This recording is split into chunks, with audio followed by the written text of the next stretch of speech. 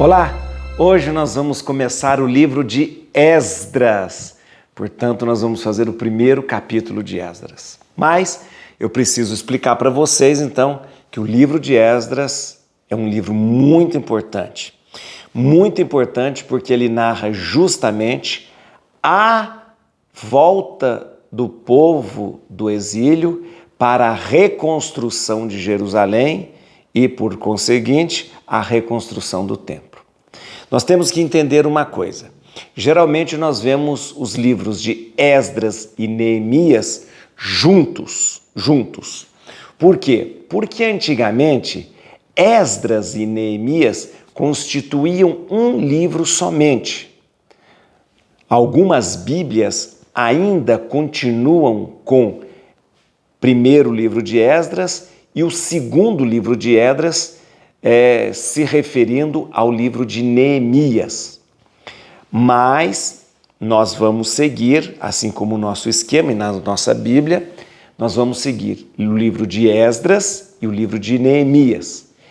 Esdras e Neemias são duas figuras fundamentais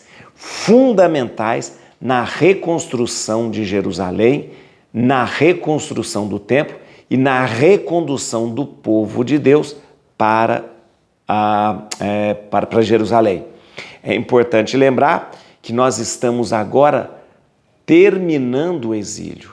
Atenção, o livro que nós acabamos de ler foi o segundo livro de Crônicas, que finaliza justamente lembrando que o povo foi enviado para o exílio com o último rei de Judá chamado Sedecias, e o livro termina justamente com o edito de Ciro.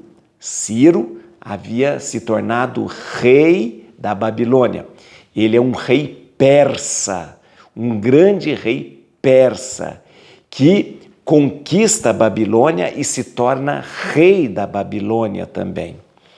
Logo no primeiro ano do seu reinado, Ciro é um rei tolerante, ele tem uma imensa tolerância religiosa, não quer ser visto como um conquistador, mas como um libertador, e ele faz justamente isso, permite que o povo volte para Jerusalém, para Judá, e ainda, além disso, vai dar a Esdras, aliás, não é ele que dá a Esdras, permite que o povo volte, e mais tarde, bem mais tarde, o rei Artaxerxes vai permitir que Esdras venha coordenar a reconstrução do templo. Então é um livro fascinante. Esses dois livros, gente, Esdras e Neemias, são livros muito importantes, por quê? Porque somente Esdras e Neemias falam da recondução do povo para Jerusalém e a reconstrução do templo. Sem esses dois livros, nós não teríamos nenhuma informação, tá bom? Tá certo? Então, deixa eu explicar uma coisa importante, lembrar você antes da gente começar a ler o livro, algumas coisas que eu queria lembrar. Primeiro, que você tem que saber, na origem, esses dois livros compunham um livro somente, chamado Esdras, que era dividido como primeiro Esdras e segundo Esdras. Hoje não, nós temos Esdras e Neemias, né? Esdras e Neemias. Outra coisa importante é lembrar que este livro é que narra toda essa história de Esdras e Neemias acontece no período subsequente ao retorno dos judeus do cativeiro. Então conta justamente depois que os judeus saíram do cativeiro, essa história então começa. Você percebe que o cativeiro durou 70 anos, precisamente 68 anos, né? Mas como havia previsto Jeremias. Nesses 70 anos nós não temos informações, a não ser o que lembranças do povo, salmos, que contam as agruras do tempo do exílio. Mas as informações agora começam a partir da volta do povo do exílio, tá bom? É importante lembrar, quando é que o povo foi para o exílio? No ano 606. 606, o povo foi a última leva de judeus para o exílio. Jerusalém ficou praticamente abandonada, o templo de Jerusalém totalmente destruído, não havia nada. Alguns resquícios de pessoas que moravam ali, que continuam morando, mas nada era observado porque o povo estava exilado. As atividades de Esdras e Neemias não são citadas em outros livros, isso é importante você saber.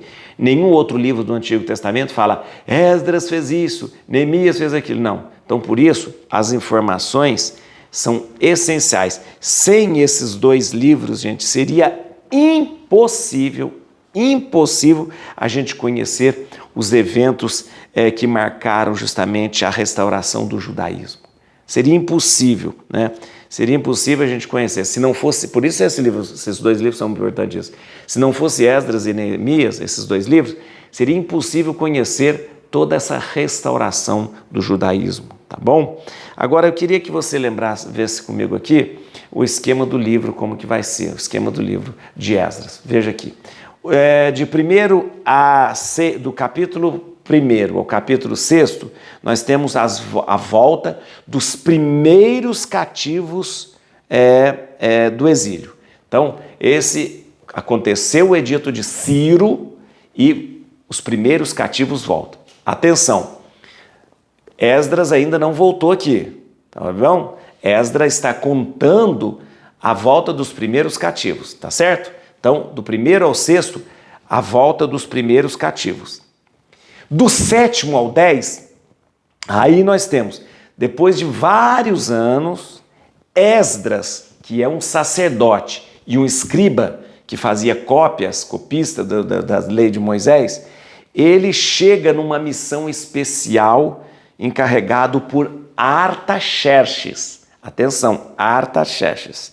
Ele se aflige de ver o povo infiel, ele fica escandalizado principalmente com o número de casamentos que havia acontecido entre judeus e outros pagãos, e aí ele instaura uma reforma radical, uma reforma muito radical, e expulsa dessa forma os estrangeiros. Tá bom? Tudo certo? Pronto para começar a ler o livro de Esdras? Entendendo que é justamente a volta do povo do exílio, um edito de Ciro que foi proclamado, e aí a gente vai ver o povo voltando para sua terra. Veja que alegria. Bíblia na mão, Espírito Santo no coração, 1º capítulo de Esdras. Muito bem, vamos lá. No 1º ano de Ciro, rei da Pérsia, para que se cumprisse a profecia posta pelo Senhor na boca de Jeremias, o Senhor suscitou o espírito de Ciro, rei da Pérsia, o qual mandou fazer em todo o seu reino de viva voz e por escrito a seguinte proclamação: assim fala Ciro, rei da Pérsia, Deus do céu, deu-me todos os reinos da terra e encarregou-me de construir-lhe um templo em Jerusalém, que fica na terra de Judá. Quem é dentre vós pertencente ao seu povo, que seu Deus acompanhe, suba a Jerusalém, que fica na terra de Judá, e construa o templo do Senhor, Deus de Israel, o Deus que reside em Jerusalém. Que todos os sobreviventes de Judá, onde quer que residam, sejam providos pelos habitantes da localidade onde se encontrarem, de prata, ouro, cereais e gado, bem como de oferendas voluntárias para o templo do Deus que reside em Jerusalém. Então, os chefes de família de Judá e de Benjamim, bem como todos os sacerdotes e os levitas, principalmente todos aqueles cujo espírito Deus havia tocado, prepararam-se para ir reedificar o templo do Senhor em Jerusalém.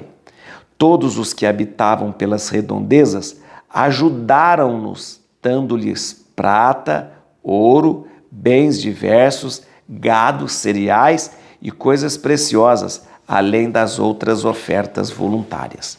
O rei Ciro entregou também os utensílios que Nabucodonosor tinha trazido do templo do Senhor em Jerusalém e tinha colocado no templo de seu Deus. Ciro, rei da Pérsia, mandou-os entregar pelas mãos de Mitrídates, o tesoureiro, o qual entregou a Sasabassar, príncipe de Judá. Eis o número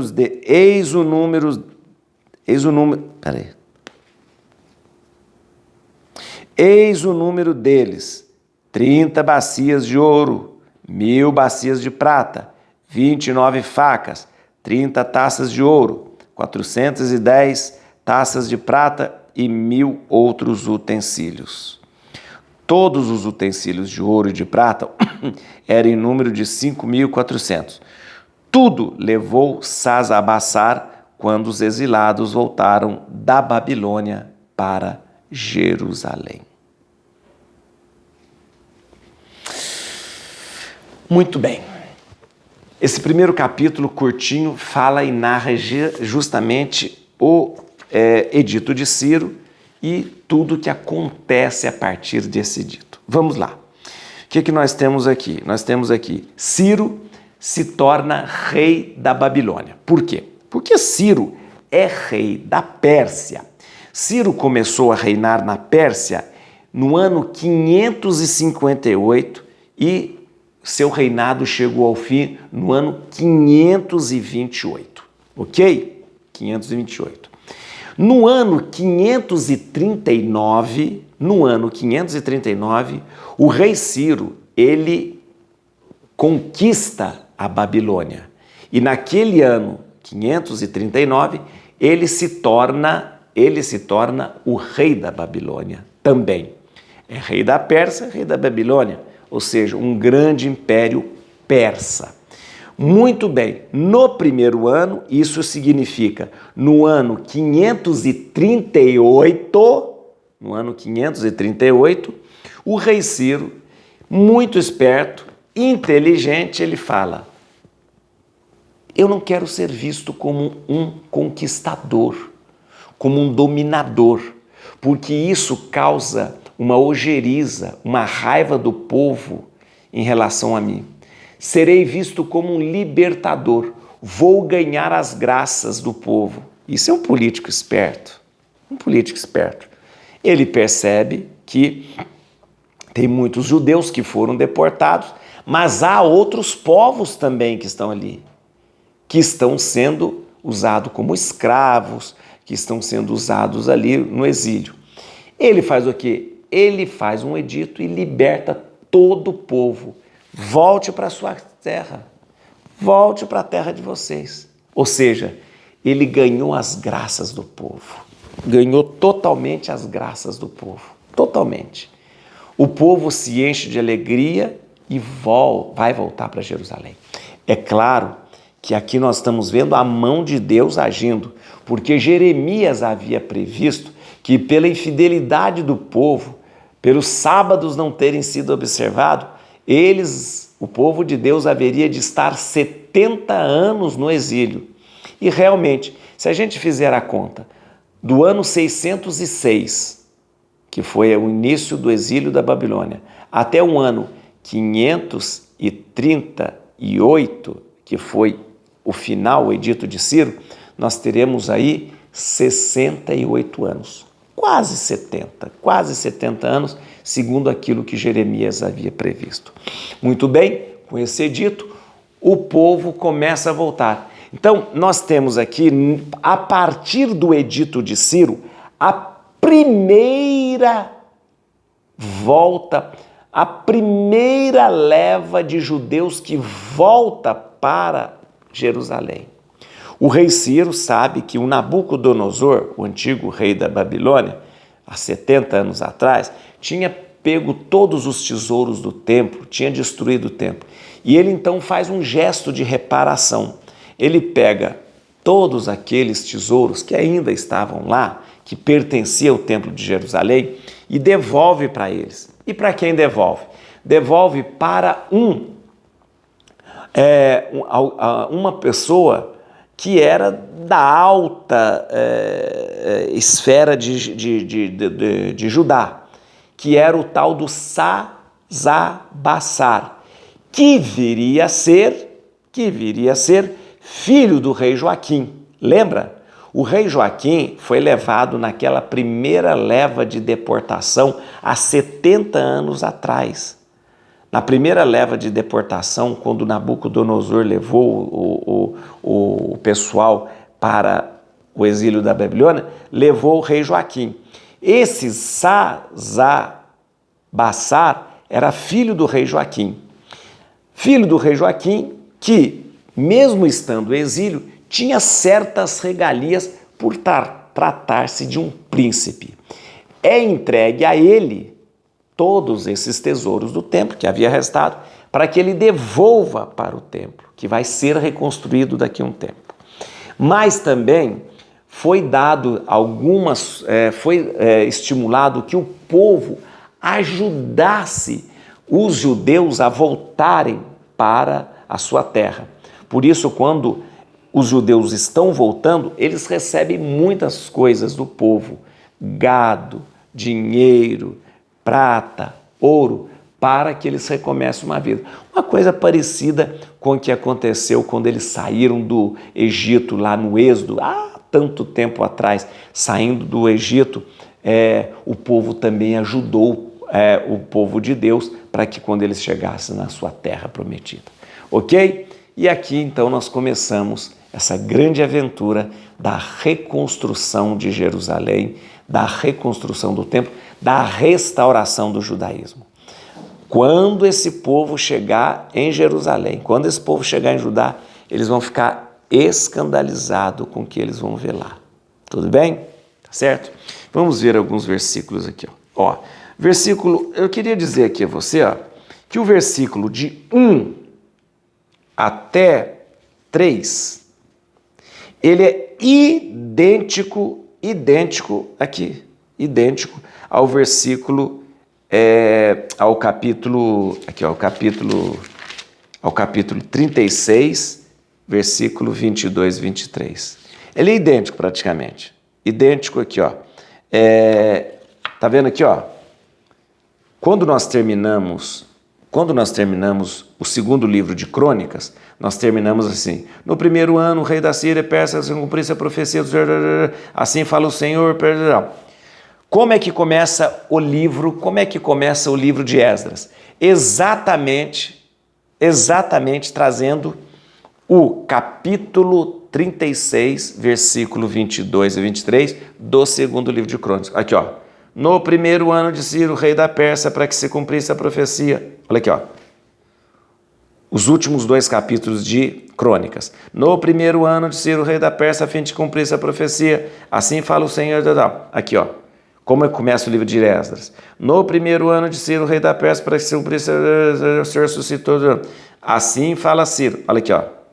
No último capítulo e no último versículo do livro de Crônicas. Assim fala Ciro, rei da Pérsia. Aqui no segundo versículo do primeiro livro de Esdras. Assim fala Ciro, rei da Pérsia, o Senhor Deus, tal. Então, entendeu?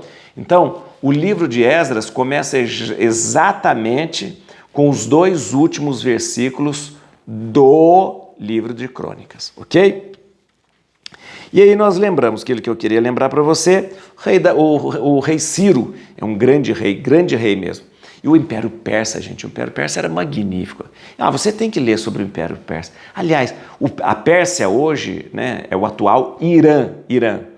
Olha, a Pérsia, vou dizer uma coisa, o Império Persa era maravilhoso, com pessoas avançadas, pessoas evoluídas, né? Basta ver esse grande rei Ciro, né? E ele foi um grande império. Aliás, até hoje, os iranianos têm muito da cultura persa, são pessoas extremamente evoluídas, são pessoas extremamente educadas, né? Na verdade, é uma pena que de repente haja tanto preconceito em relação ao Irã, porque, na verdade, o Império Persa deixou marcas profundas no povo iraniano. Muito interessante mesmo. Mas isso é uma história, uma outra história. Vamos lá. Então o rei Ciro, ele reinou do ano 558 até o ano 528. No ano 539, ele se torna rei da Babilônia, porque ele conquista a Babilônia. E no ano seguinte, no ano 538, ele faz o edito que faz o povo voltar do cativeiro, liberta o povo para que ele volte para Jerusalém. Atenção, não havia somente exilados, judeus exilados, havia outros povos exilados. O edito de Ciro, ele liberta todo mundo, tá bom? Então, só fazendo a conta, muito bem, o Jeremias, no livro de Jeremias, ele predisse, ele falou, e também no livro das Crônicas, nós lembramos, que o exílio duraria 70 anos. 70 anos, muito bem, 606, que foi o começo do exílio, para 538, nós temos aí justamente 68 anos, que significa mais ou menos 70 anos. Ou seja, a profecia se cumpriu. Foram 70 anos de exílio na Babilônia. Ok? Versículo 2, muito importante você saber disso. Ó. Assim fala Ciro, rei da Pérsia, o Senhor, Deus do céu, deu-me todos os reinos da terra e encarregou-me de construir um templo em Jerusalém que fica na terra de Judá. Muito bem, Deus do céu, é importante a gente lembrar, a Bíblia aqui dá a impressão de que foi o Deus verdadeiro dos judeus que mandou com que o edito pudesse acontecer. Sim, nós acreditamos que Deus único e verdadeiro tocou o coração de Ciro para que ele pudesse fazer isso e, inclusive, permitir que reconstruísse o templo. Mas é importante lembrar que os reis persas, eles honravam deuses do céu. Deuses do céu. Existe um deus do céu chamado Ahura Mazda, que era um deus adorado pelos reis persas, pelos persas.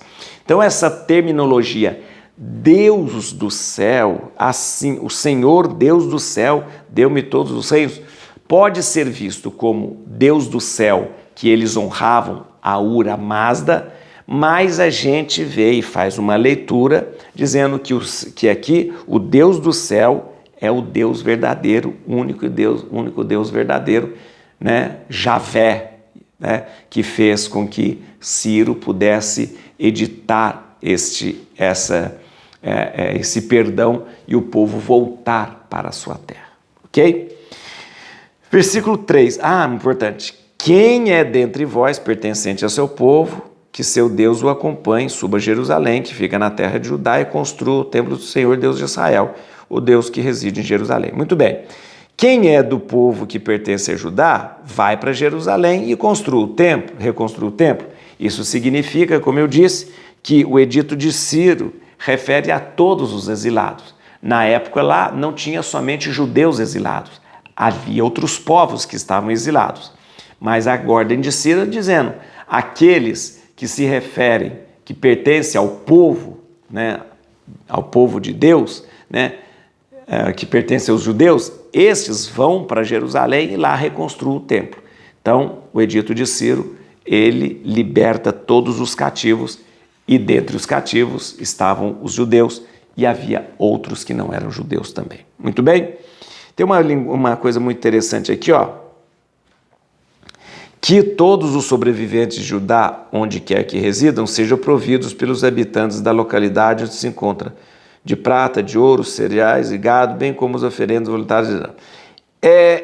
Na verdade, aqui a gente está dizendo sobreviventes, mas o termo correto e o termo profético usado aqui é resto, que todo o resto de Judá, né?